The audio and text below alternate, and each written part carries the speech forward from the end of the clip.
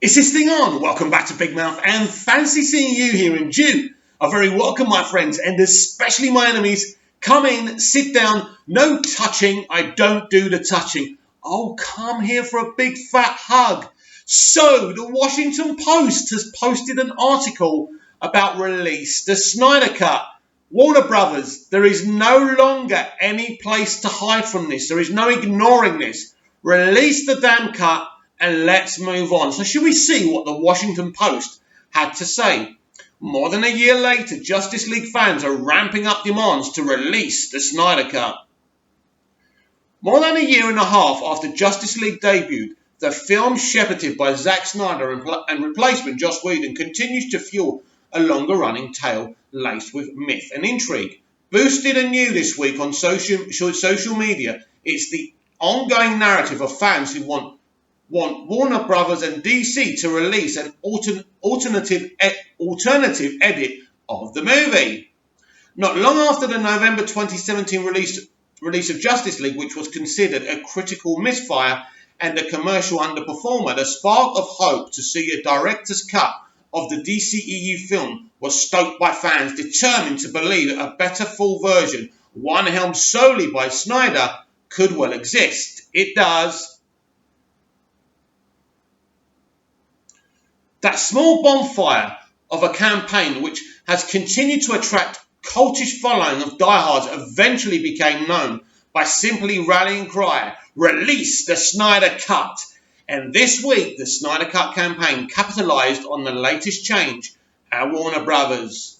On Monday, the studio announced that Ann Sarnoff, president of BBC Studios America, is its new chair and chief executive, as Variety first reported. The first woman to head Warner Brothers in its nearly century-old history. Sarnoff succeeds Kevin Sugihara, who was forced to resign amid scandal. But the Washington Post, basically, he was fired because of what happened with the DCEU. The other stuff is all bullshit. I said it before and I'll say it again. Anyway, so we have here an example of a couple of tweets. So, for example, Warner Brothers is proud to announce our new chair and CEO, Ann Sarnoff. Welcome to the WB family. Now, this is what Patrick released the Snyder Cut posted underneath. Congratulations, Ann. I hope your tenure brings about a new corporate culture of ethos where fans' concerns are heard and addressed, and the studio regains its confidence to stand by its creative partners and the risks they take. Absolutely, Patrick M. Like students testing a new teacher who arrives mid-semester, the movement immediately implored Sarnoff to release the word be Snyder Cut. Sorry, should we start again? Sarnoff to release the would-be Snyder Cut. After all, why not cannily step into the frame while the red carpet flashbulbs trained on Sarnoff are freshly popping? Exactly.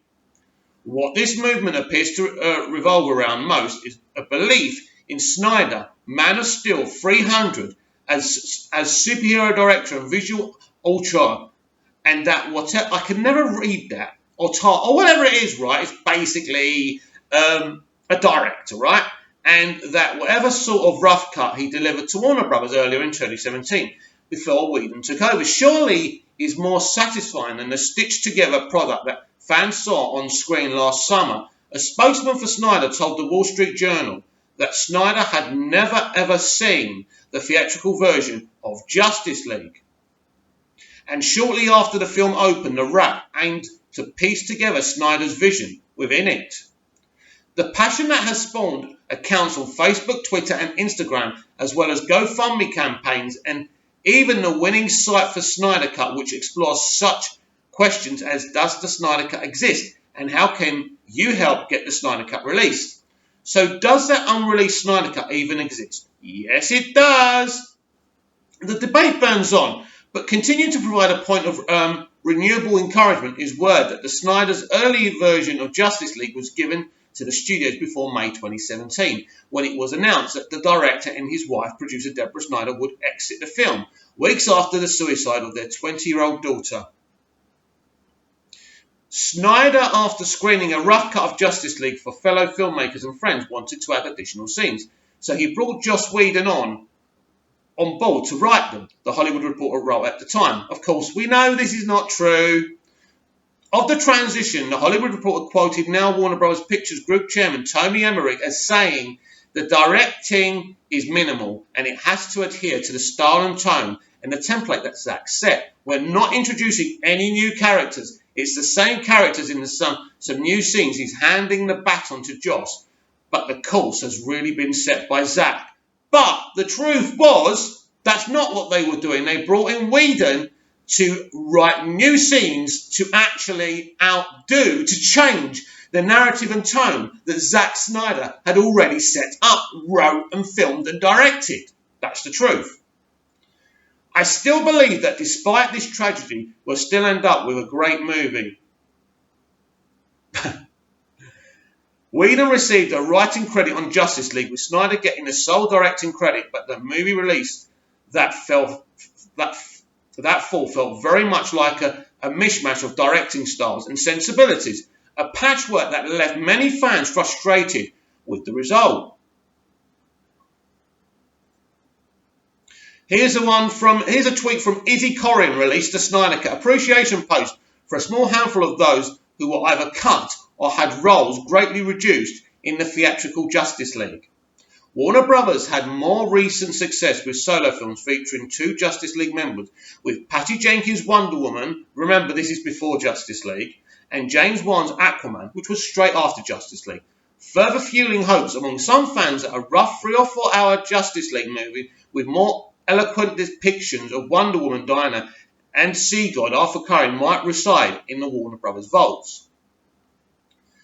Then we of course got SnyderCon, and Zack Snyder posted on Twitter, which he does very rarely, "This is how to attend, can't wait to see you all and bring some friends." Wow, do you remember all that?